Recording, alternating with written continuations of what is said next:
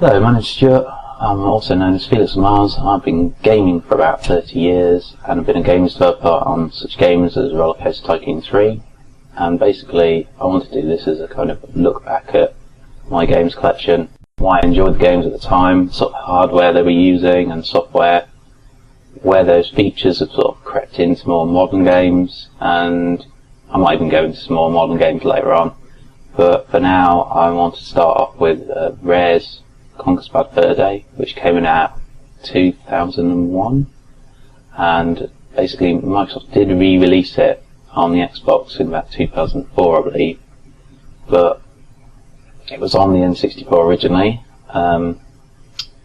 So yeah, it's kind of interesting. As Nintendo always get stick about being more of a kid-friendly company, but actually they had in quite a bit of swearing in this, and there was quite a lot of violence in it, and I think it was still rated an 18 game, but it was like, for Nintendo this was a bit of a chance. So then Microsoft re-released it and said they were going to make it uncut basically, and have even more swearing and violence in it, but actually they bobbed it and took all that out. And the only extra features you got were the HD graphics, and basically you had like a different multiplayer mode from what's in the N64 version. Now the N64 version was split screen anyway, because obviously it didn't even have an internet facility, whereas obviously the Xbox had just got Xbox Live Gold. Now there's only like maybe about 4 years difference between these games, which is kind of interesting that it's progressed so quickly. But basically, on the Xbox version, there were different classes. There was one like TF2. There was one that was called the Seeker, who could go invisible and like backstab people, which is kind of the equivalent of a spy. There was a Thermophile, which had sort of a backpack which had like flamethrower type fuel in it, which was obviously like pyro. There was a Heavy class, which was pretty much the same as the Heavy. So yeah, they definitely kind of based it off that kind of game type, and basically had different objectives in, I think there was only about 6 maps, but one team was trying to break down barricades to get in somewhere, and the other team had to kind of protect it and make sure they didn't reach the goal. So I think it was time limited normally, but in the multiplayer for the N64 version, it didn't have any of the classes, but it did have different sort of teams. There's quite a few different teams taken from the actual main game, and there was like side missions to that. But yeah, it was actually like kind of more basic, but actually kind of comprehensive for like that time. So if we just start up the game, then we can have a look at that first before we carry on with the campaign. I'm just going to switch over now. Hi, so just before I start looking at the multiplayer and then the main game, let's just start from the beginning of the game basically. This is what happens when you load up the cartridge and you get past all like splash screens, all the warnings and the tech screens and who made the game basically. So here we go, we're in the Cock and Plucker now, which is the pub. And basically, it's a scene setting. Basically, he's gone in there, and you're for some reason in the centre of the room, which is a bit odd. But then you can move around and look at different areas, and these are like the different save slots for the game, and chapters. You can go replay sections of the game, options. It's just nice that they put all the detail in, and these guys you meet throughout the game, and it's nice that they've kind of got the scene setting there. I mean, not many games have like a start menu that's actually integrated into the game like this. So, let's go into the multiplayer section, shall we? As I said, this is different for Xbox Live because there is no online facility. It's all handles like split screen. Now, I've not got anybody else to play with here, obviously, and to be honest, we didn't really play this when we were at uni, which is when I would have had the game. I mean, we popped over each of the houses, played things like GoldenEye and Perfect Dark, but not really Conkers, because the game's good, and the multiplayer modes are quite interesting, quite in-depth, but it was not as good to play as, you know, GoldenEye was, in terms of like just get everybody around. And also, some of the controls are a bit hard to like get the hang of. I mean, even like against what's in the main game, the controls are kind of a bit iffy, I would say. You know, bit of a gameplay, well, bit of gameplay issue, or whatever you would like to call it. Not necessarily gameplay, but certainly the control method is not the best for playing the game. So, yeah. So let's quickly go into like this main setting. Now, what this let you do was pick the maps and the game types. I think they're the game types, but for some reason I think there's also like map types as well, which is a bit of an odd choice, you know, to have a player if you want. And also here you can set the block count, I think, time limit, how many kills you need to get to complete, the level of the AI that's inbred at the moment, and I think there are like higher level, yeah. But to be honest, the AI is quite hard in the multiplayer mode, because you're at the disadvantage of the controls with being a bit iffy, as I said. And that's it. But I mean, that's quite comprehensive for like a game of this time, on a console anyway. I mean, you know, you would expect this on a PC maybe, but not on the console at that stage. It was kind of just a bit before, you know, that you started getting games that had like a million different options and online modes and all that carry on. So, and even then, some games don't even bother now, and it's 10 years later? Well, after, more than that. So, sorry, 13 years later, and, you know, still haven't caught up.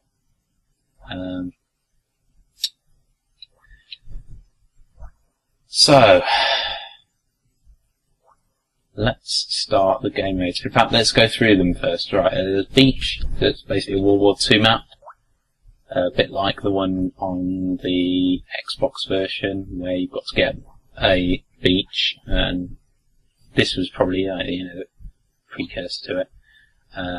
There's a raptor, which is, you're either caveman or a raptor, because there's a dinosaur section in the game.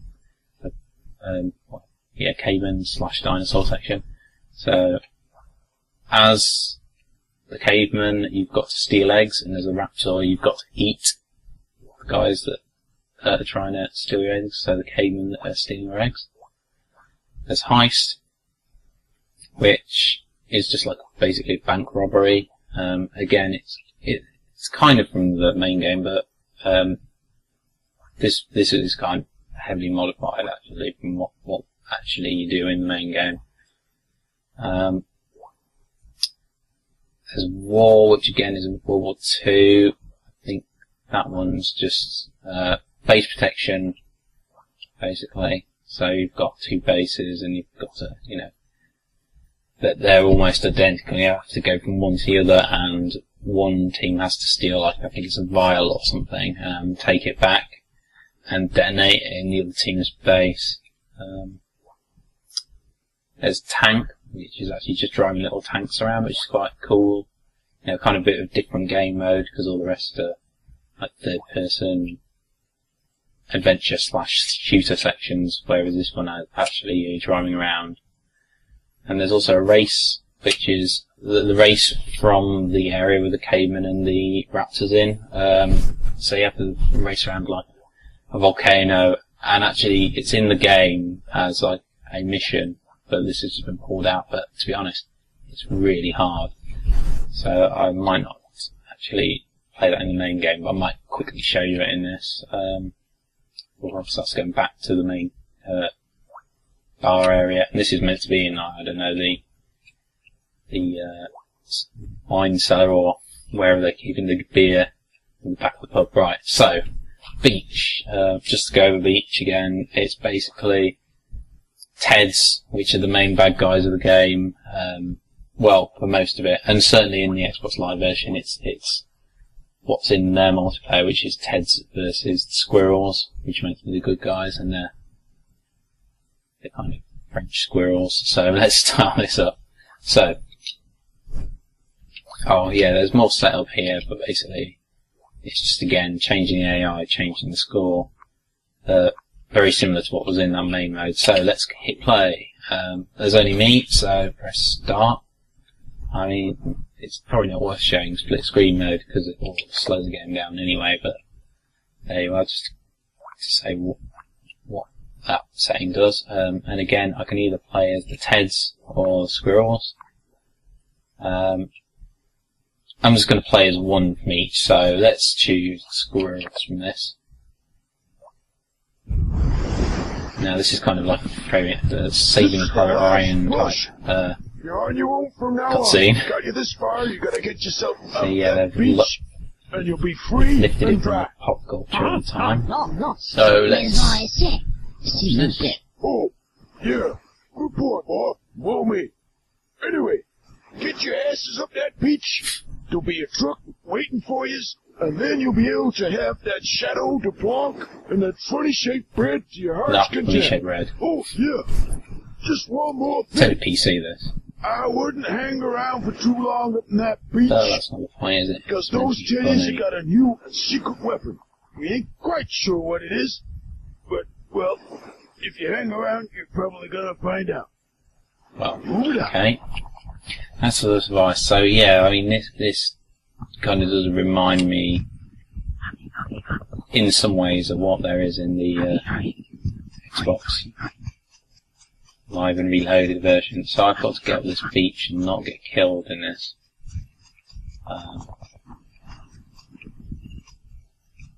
Definitely a bit of a challenge because Ted's in the end are just constantly shooting. As I said, the AI seems to be marvellous even on the worst setting.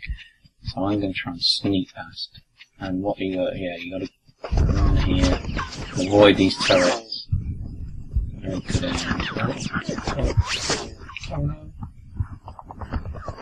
Oh, I've fallen down a hole. And I have to think that I did try the other game mode when you're playing the Teds, and the AI for these little guys manages just to slip by me every time when I'm shooting my turret. And the AI Ted was just perfect shots. Oh no.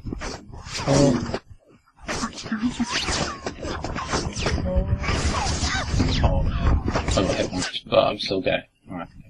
Oh yeah, I'm gonna get in here. So yeah, basically once you get in the end, you score. I think. Oh no. I got it onto the main door. That's interesting. I thought they were getting away with it when I was playing this, but maybe they weren't. It's like you can only go into the front. Oh, and I'm dead.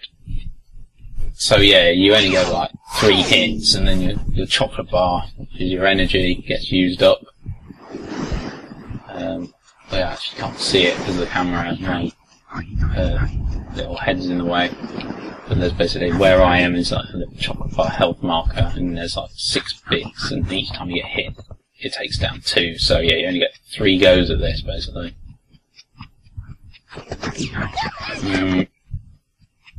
It's proving annoying.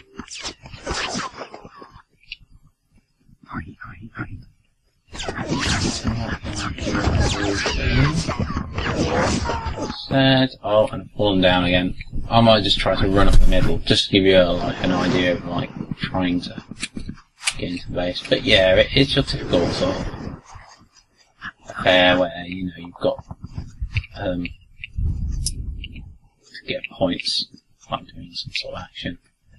Actually reminds me of something like Fish Called the Dog, something like that, where you have to charge and not get caught. It's the same sort of idea, isn't it? I was trying to avoid getting hit and get to the base, score points. So, let's see if we can do it.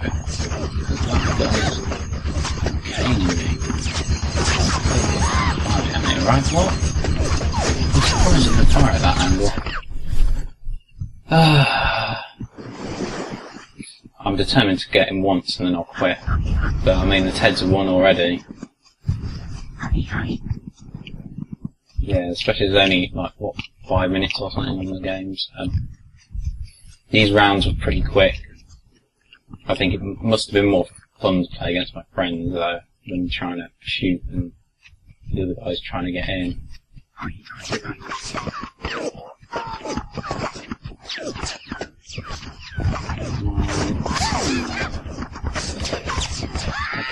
Oh no, as soon as I got off I got hit now.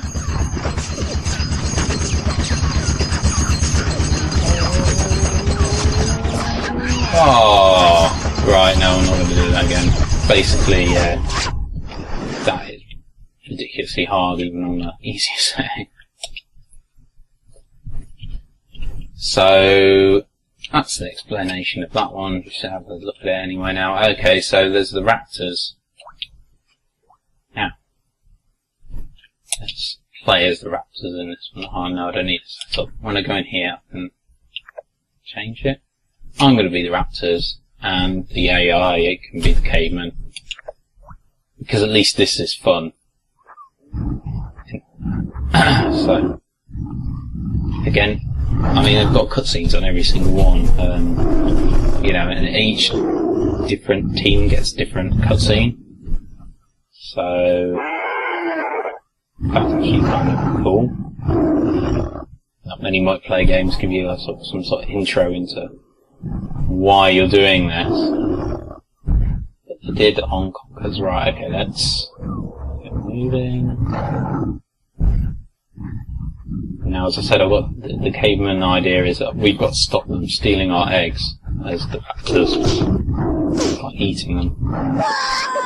So there's one down, I've already scored on 1 point. I'm going to go straight for where they start from, so I can just keep bashing them as they spawn.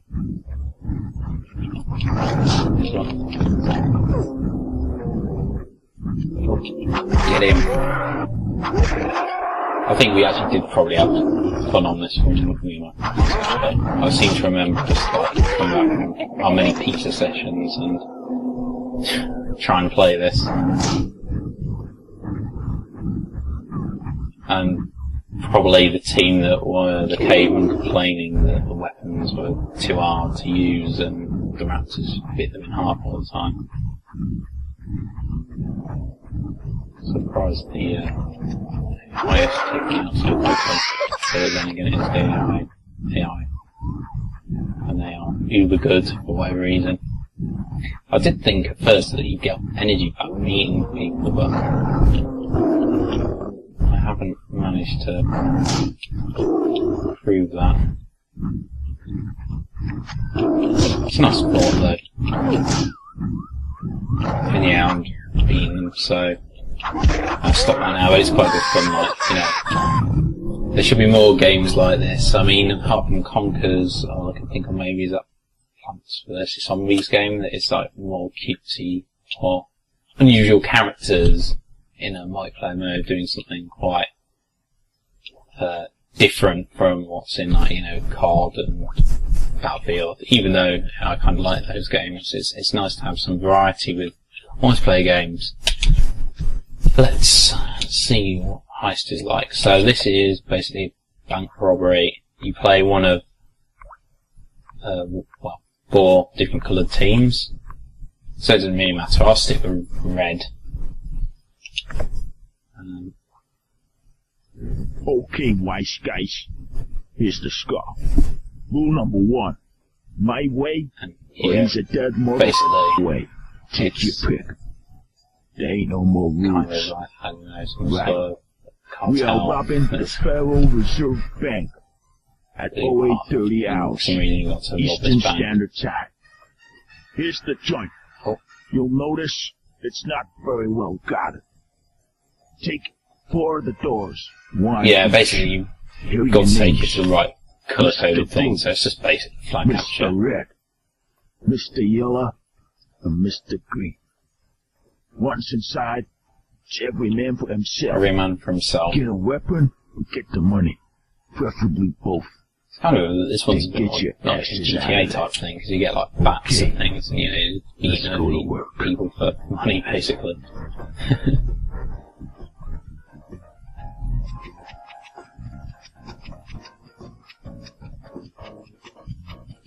I've got weapon already? Yeah, I've got my bat.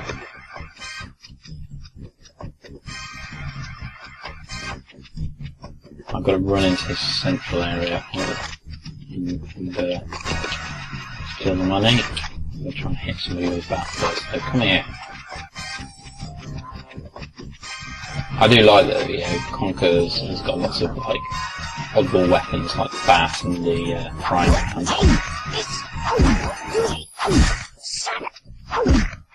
I'm not stopping this guy, am I? Oh, there he goes.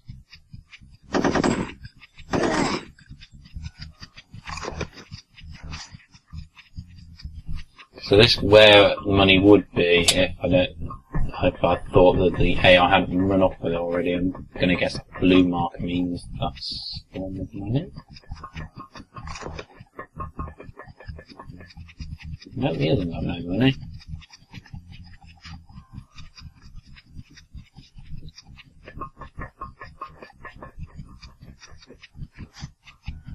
Oh, something's flashing.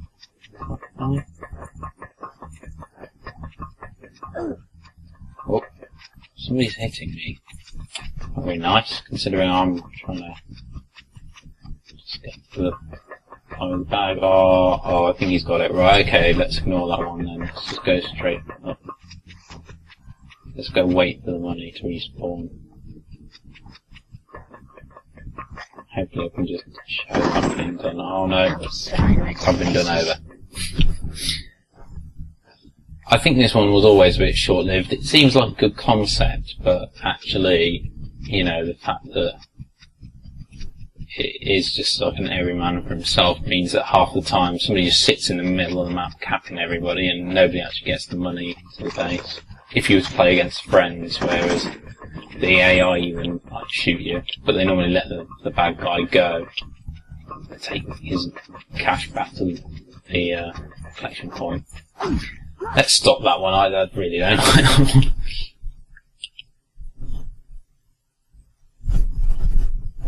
It's a good concept, poorly executed.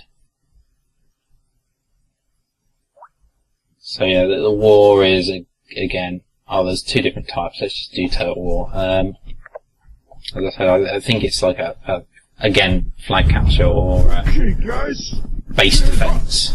Right. So you've got to get this vial. Get yourself Oh, yeah, it's explaining it now. in this base. And take it to the enemy Check base east to of the knock them out. base, or get the enemy canister.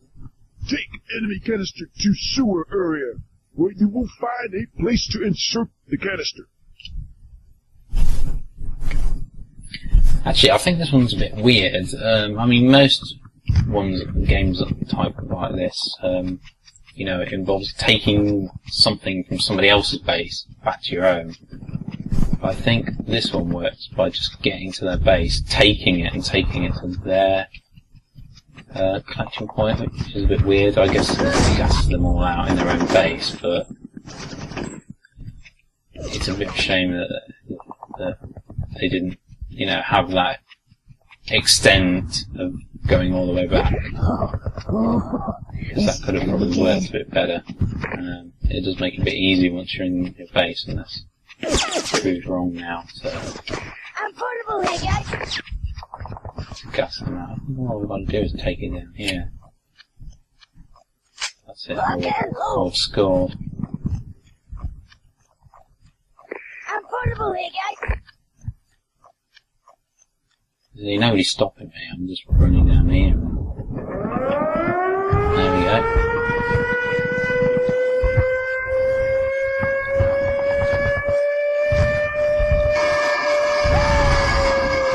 That's weird. Why did I get gassed out? I maybe I've got to escape in the tunnel as well, but surely I scored then, right?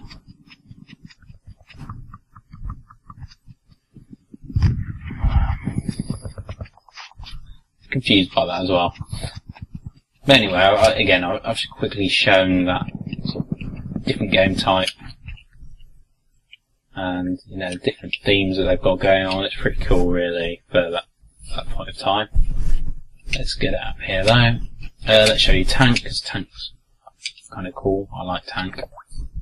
It's kind of simple, but simpler but effective. Okay, And, boy. you know, if you were to put this on, like, mobile device, maybe, Make or sure that any of the other as like an enemy Xbox inside are game or immediately something like that. evaporated. Keep it quite simple. Retrieve the chemical weapon from the I central think silo area. Probably play it. Return, avoiding any enemy activity. If it was to priced home right, base. that's the important thing. Upon returning, automate the And chemical no, I don't believe warfare in free-to-play attack, games. thereby eliminating the enemy.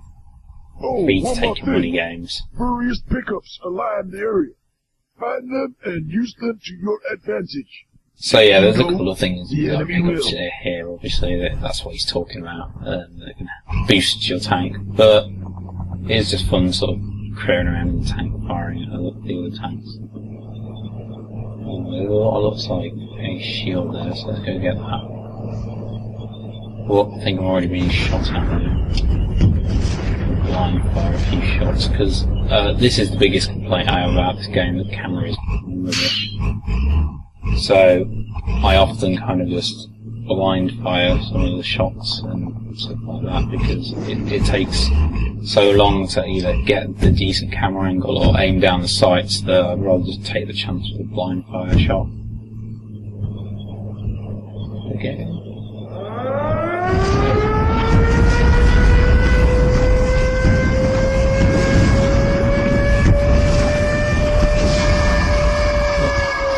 Oh, I see. What about that? It's like you can hide in a thing like the other one and gas the other team out. Which is a bit weird considering I'm a tank. Surely that wouldn't really work. Oh well. Who am I to say? I like the chunkiness of these vehicles as well. It's really fun. Really feels kind of satisfying, even though that's kind of basic. I think they might have got that gas canister again though. I see a hand bomb here.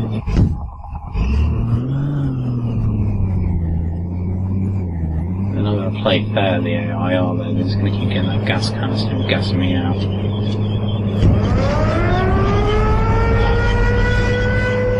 Rubbish.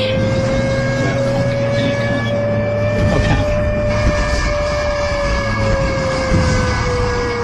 Haha. What are you gonna do? Oh, you died. Good. I'll teach him.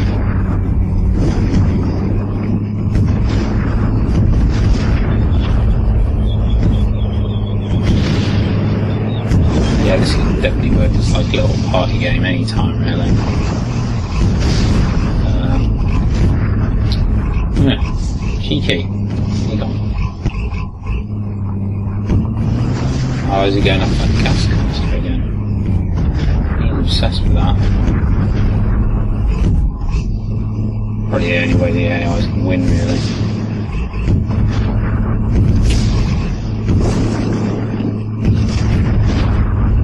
And actually, when I've been developing games, I had to work on quite a few titles that had like loads of mini games, and I made something that's kind of like sim type thing, like a really arcadey flight sim, a bit like this.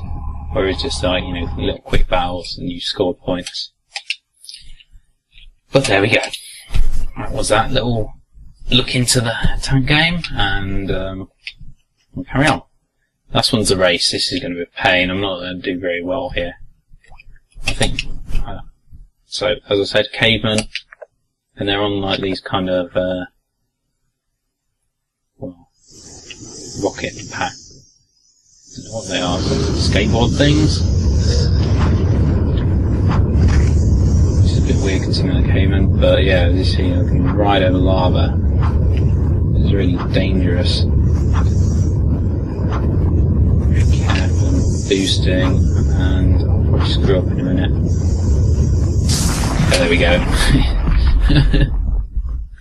Yeah, this was frustrating in the main game to play this, and you basically have to keep playing and playing and learning when to jump and when not to jump, and how fast you could go, all the shortcuts and things like that.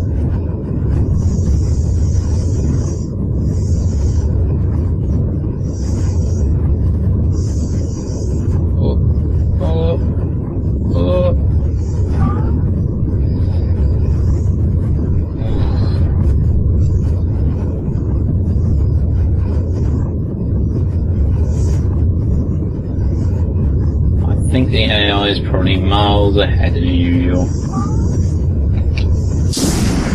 So let's quit out and actually start the proper game now. But, you know, I just wanted to cover some of these things and show what they had was kind of comprehensive at the time. And it looks quite good, doesn't it? I mean, it's not too shabby. It was the end of the N64's life cycle, and you know, the other consoles, like the PS2 and stuff, that started coming out, but they pushed this quite a lot by the end. So let's start. I have a save file, I believe it's here, and I'm probably just going to cut straight to the start of the game.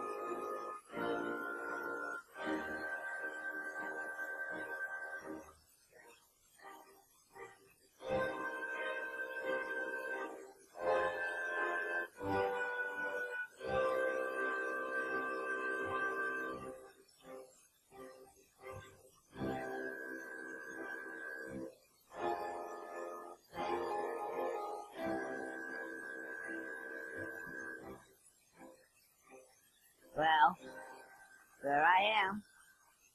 Conker the king. King of all the land. Who'd have thought that? But how did I come to this, I say? And who are those strange fellows that surround my throne? I hear also that. Well, it's a long story.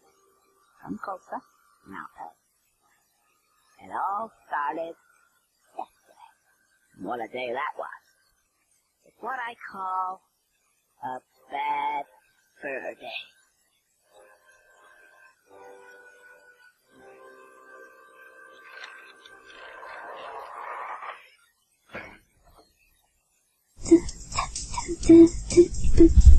So yeah, I was just going to come in now, basically. This is sort of the intro, so I just wanted to sort of begin with the beginning of the cutscene and then join it halfway through. So it's sort of scene setting there a bit. Conker's basically now the king at the start of the game, which is actually the end of the game. So that's got that kind of weird filmic, you know, beginning at the end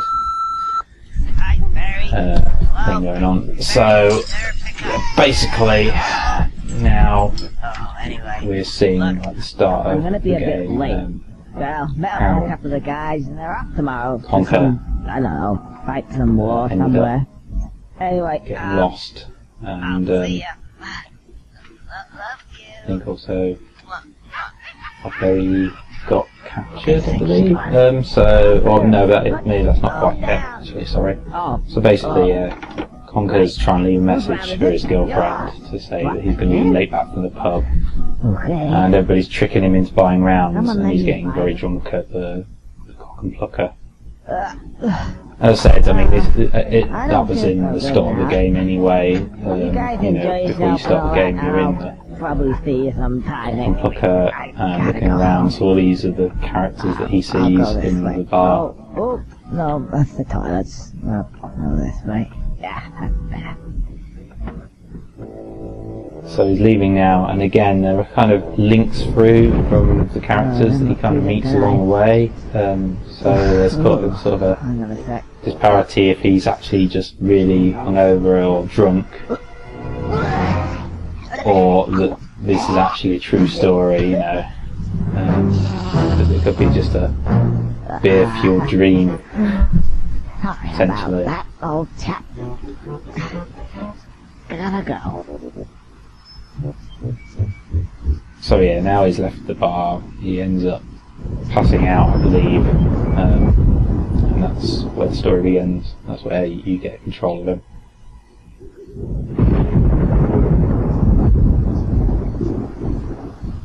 It's not much of a choice, is it? Can't quite make it out. Anyway, it seems pretty familiar to me.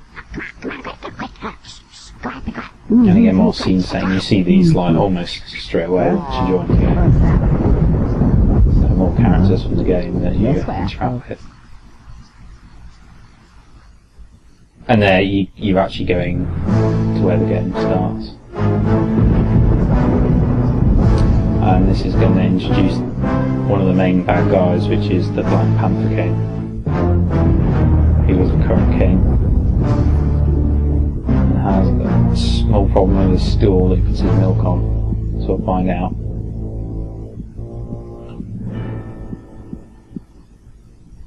More milk? Messiah?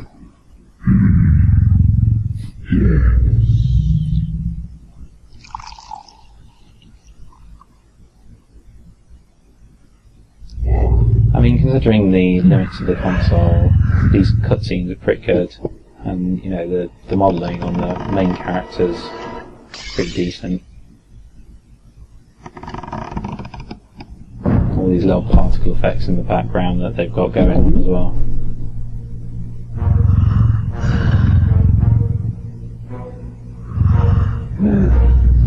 And this keeps on cutting between what you're doing in the game and more cutscenes from this at the start of the game, basically. So you get more scene setting, more cutscenes as you go through, explaining why the Panther King is after you, basically.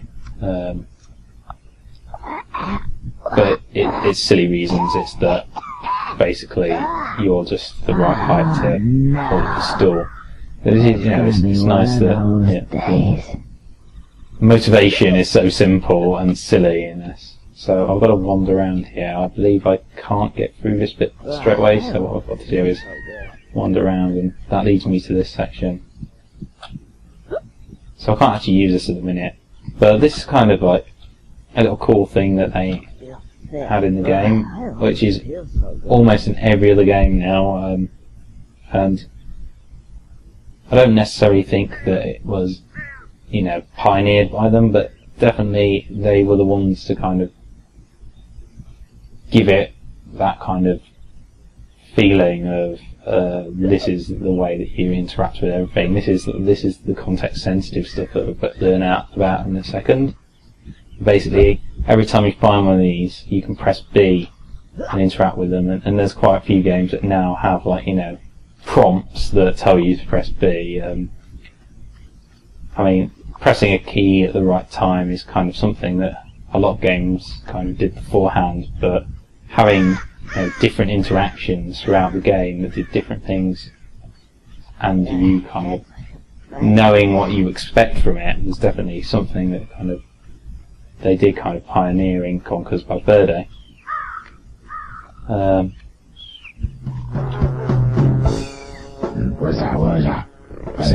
yeah, here we go. Talking to Birdie for the first time. Oh, hello. He's an alcoholic scarecrow, if you didn't guess. I need to get home and go to bed because I don't feel very well at all. So obviously you're feeling a bit worse for wear, and he doesn't really help you at first, to be honest. You can't help me at all. But he does show you how to interact with stuff, so I think that's it. I mean, again, this was one of the first games to have What's your name? tutorials that were sort of fully manual based. They were, you know, this is guided through the cutscenes, and then it does hint at what control you're meant to be using. I mean, that happens a lot in modern games, right? You have a cutscene and a character explains how to use something, and then a prompt appears and you press the button.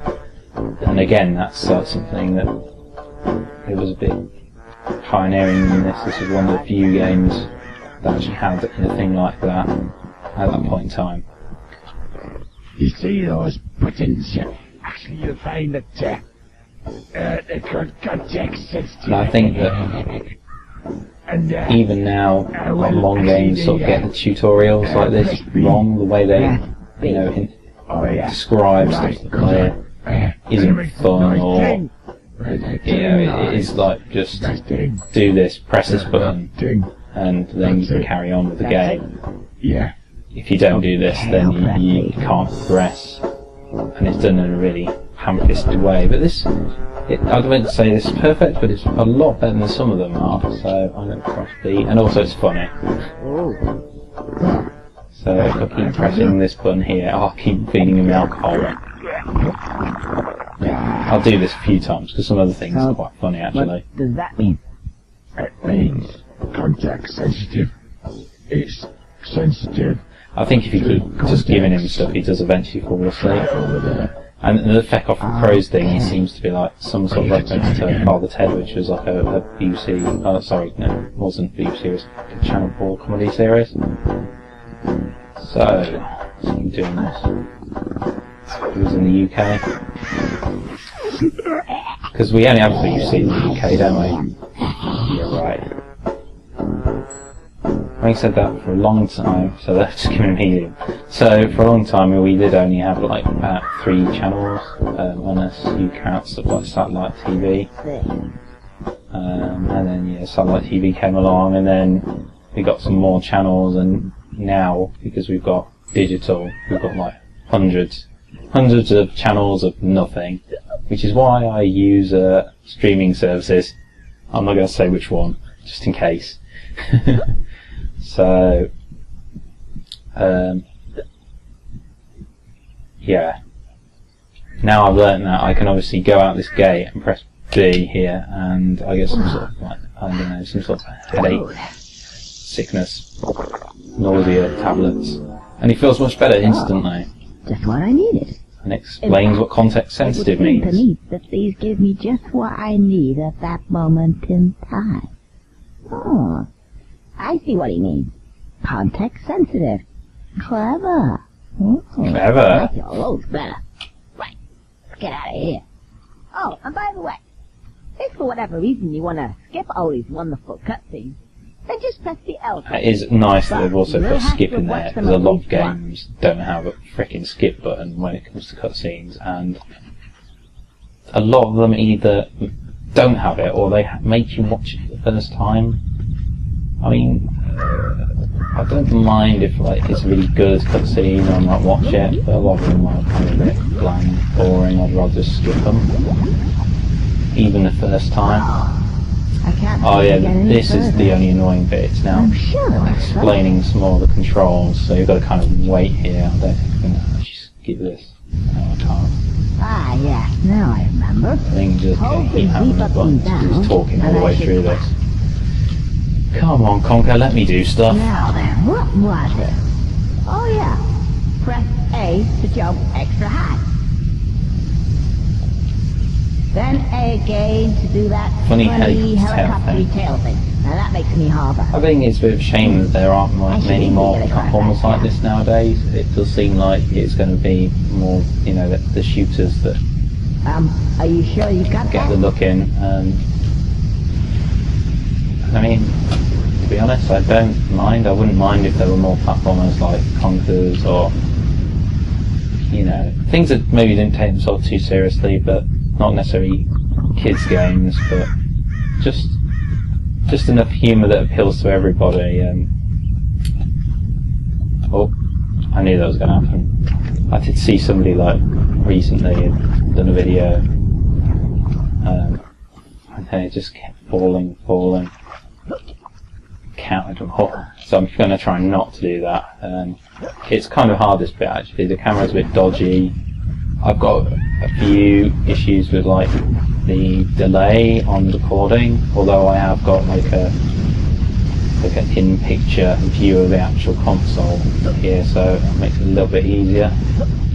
But the actual recording is maybe a few seconds behind, like split seconds should I say. So it does make it a bit harder. Plus there is some sort of weird acceleration with Conker, so sometimes he just sort of step over the edge when you think he should be stopping. Right, let's just get up here and do this. Try not to fall off again.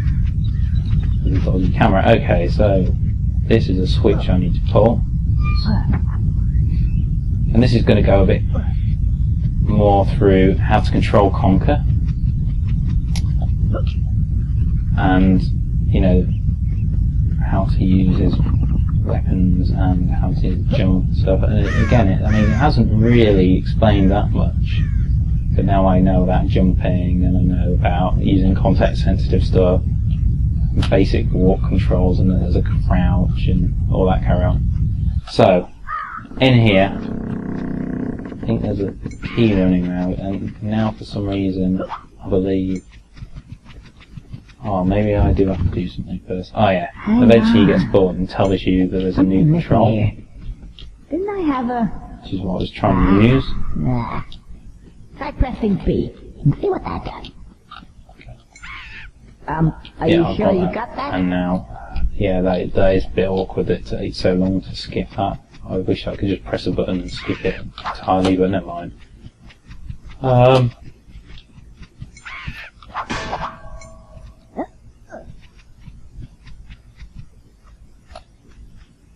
So let's talk about the other consoles. I mean, at the time there was PlayStation, which had, well, oh, the keys got dropped again, but I'm out.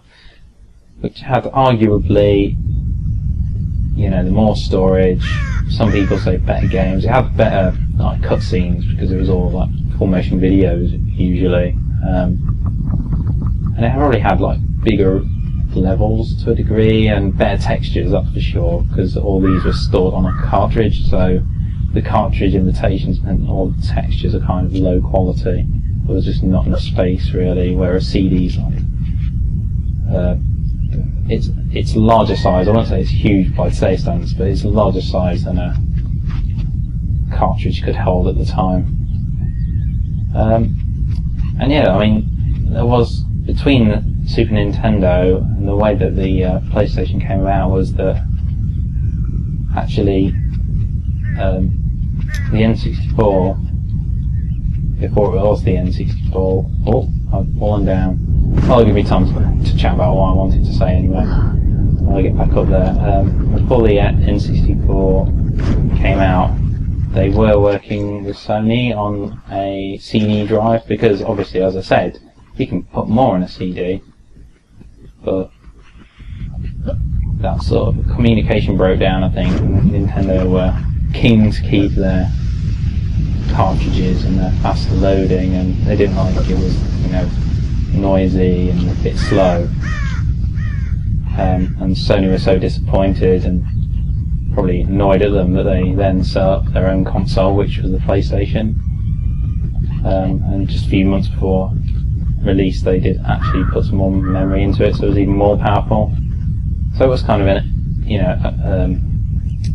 N64 beta if you were into that. You know, the playground arguments against consoles may not be ideal, but the healthy competition, having different console manufacturers is great, and it should continue. You know, there should never be just one console. Although some people believe that consoles are a TED format. If you think you're coming this way, they'll probably just change form, to be honest. I seriously don't think that touchscreen controls and mobile is necessarily the way forwards, to be honest. Have you ever sat on a piece of Gothic art? So, 200 years. Gets right Well, to I guess you can dispute that, but anyway, so we're just going to put this gargoyle, and he's not going to move. And I'm not moving now. But you've just been given like a new move, which is the frying pan. Architecture. Well, Let's see how effective that is, right? we can discuss things of another nature. So if I use said frying pan, A frying pan. that didn't work, right? Or did it? You stupid. He laughs his ass off so hard that he falls off. I like that little session today. Right. I have to say, it does annoy me some of the level design in here because it's not immediately obvious where to go. I mean, this bit here isn't too bad, the bit where you have to find the switch the first time, but it could have been like a bit more obviously marked, maybe even here on the wall. And also, now you got rid of this guy, there's a rock in the way, right? So what do you do here? I was looking around for ages the other day trying to work out what I'd done in previous playthroughs. And then, yeah, what I was meant to be looking for is this, right? I mean, because that's obvious. I mean, it would have been better to have it maybe there, where there's that obvious ledge. But no, they put it like over here, where you can barely see it. So, just fly out there. Context button, and for some reason now you've got dynamite. There's dynamite. Yeah, I know. It is kind of cartoony, and the game is cartoony itself, but it's kind of funny that it's just magic dynamite that he finds. Let's go and get some shut-eye. Finally.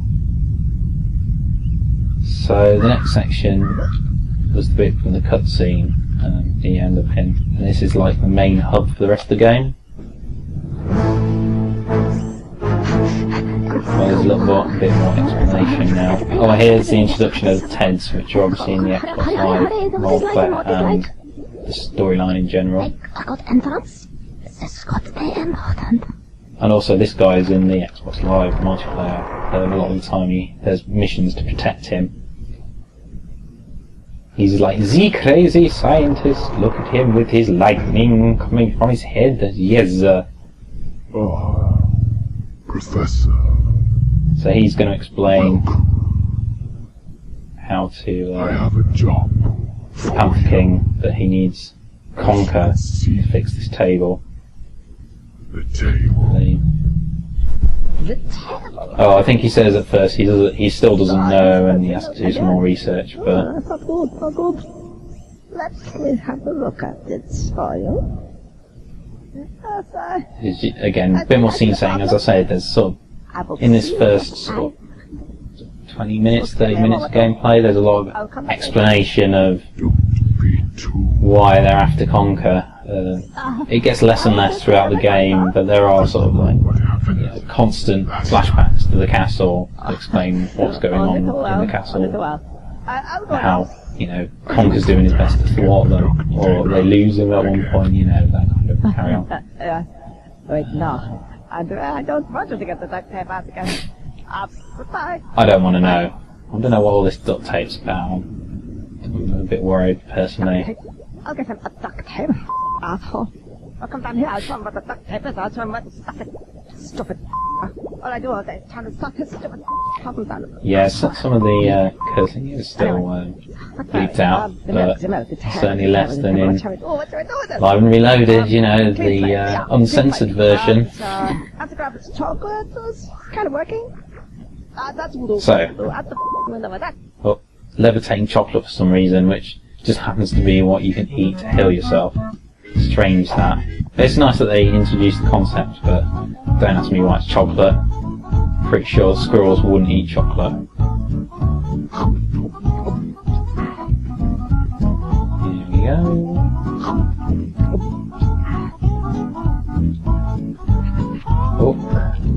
Oh, I messed up. Oh, I don't need it anyway. Let's just carry on. So yeah, this was exactly where I was standing before. Right. Oh, I believe we've got to go this way to then get blocked to be told to go back. As I said, the overworld stuff is a bit weird sometimes, the level design, a bit strange.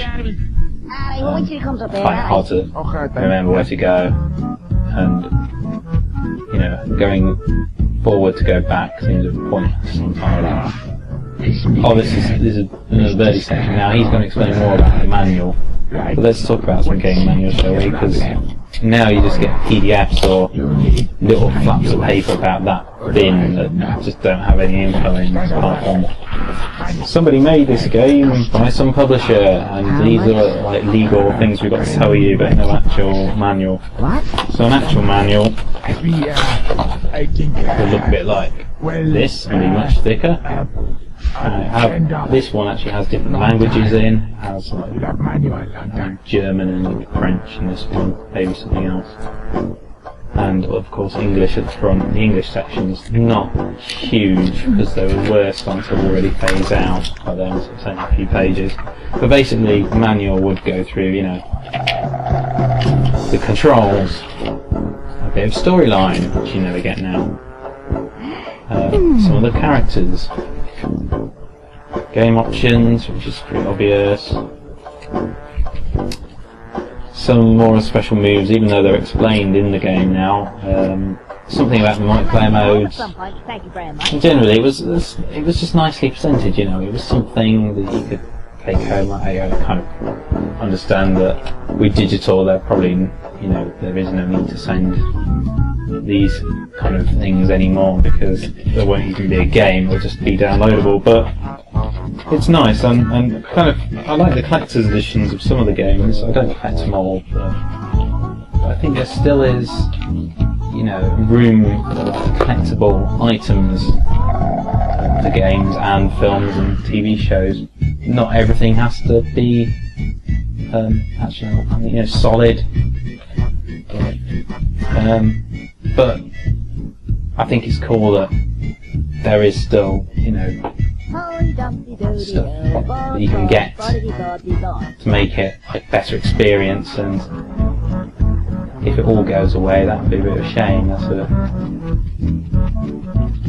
That's not to say that I think, you know, they should waste resources or whatever. I just think that,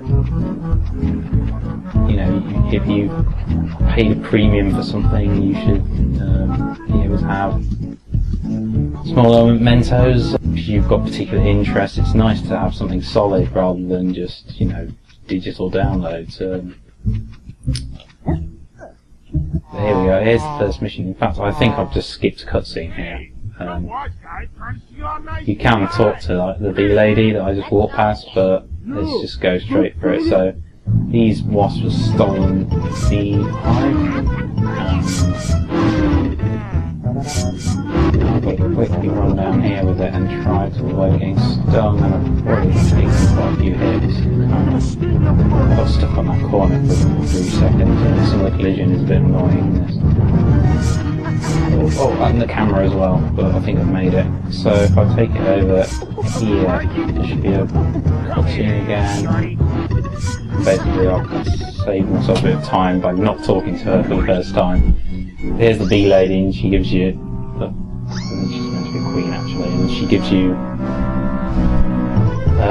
money for it. So this is the introduction of, you know, the rewards that Conker's are after. He's a very money-driven squirrel. He is meant to be like a proper, you know, lad, I guess. Interested in money and drinking and girls, as far as I can tell. Oh, thank you, Mr. Squirrel. And none of this would have happened if it weren't for that no-good husband of mine. He's gone off, you know, with another woman. Oh, really? That doesn't surprise me. What? Nothing. Anyway, as a reward for your good service to the bee community, I present you with this. Something good for me.